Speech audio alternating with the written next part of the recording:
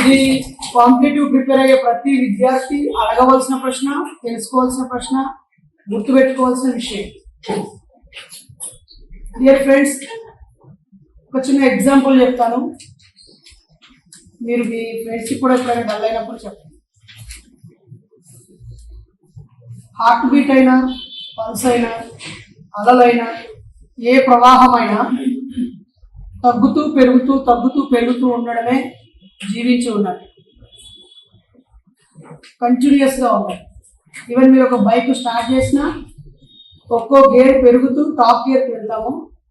తర్వాత కొంచెం అడవిలో ఏదైనా ఇబ్బంది వచ్చినప్పుడు గేర్ డౌన్ చేస్తాము, స్లో అవుతాము. మళ్ళీ అనుకూల వాతావరణం రాగానే గేర్ పెంచేస్తాం.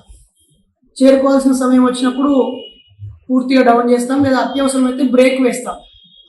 సింపుల్.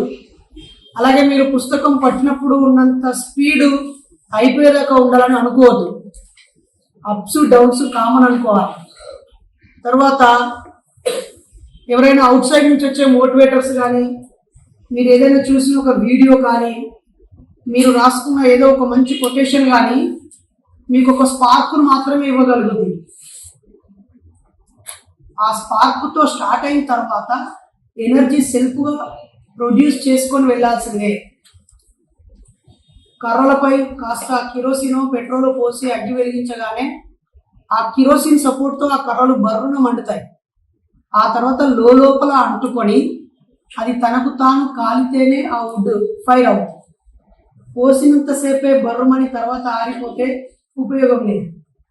కాబట్టి ఒక కాలుతున్న కర్రకి మరో కర్రను జోడిస్తే ఒకదానికొకటి సపోర్ట్ అయి ముందుకెళ్తూ ఉంటుంది. అందుకే మేము 2004 ఆ టైంలో 2003-4 20 years బ్యాక్ ఎవరైతే గ్రూప్స్ సివిల్స్ ప్రిపేర్ అవ్వాలనుకున్నామో మేము ఒక టీమ్గా ఫామ్ అయ్యి రెగ్యులర్గా టార్గెట్స్ ఇస్తూ డిస్కషన్ చేస్తూ మిగతా యాక్టివిటీస్తో పాటు ఈ అకాడమిక్ రీడింగ్ కానీ పెట్టుకునేవాళ్ళు. కాంపిటీషన్ ఎప్పుడు మోటివేట్ చేస్తూ ఉంటారు. కాంపిటీషన్ అంటే లాస్ట్ ఎగ్జామ్లో రాసే కాంపిటీషన్ కాదు. మన చుట్టూ ఒక చిన్న కాంపిటీషన్ ఉండాలి. ఒక చిన్న గ్రూప్, పీర్ గ్రూప్ ఉండాలి. ఒక గ్రూప్, ఒక ప్రెజర్ గ్రూప్ కూడా ఉండాలి. ఒక కాంపిటీషన్ లేకపోతే ఎప్పుడు జరగదు. కాబట్టి మీరు ఎప్పుడు ఒకే ఫ్రీక్వెంట్తో చదవాలని అనుకోకండి.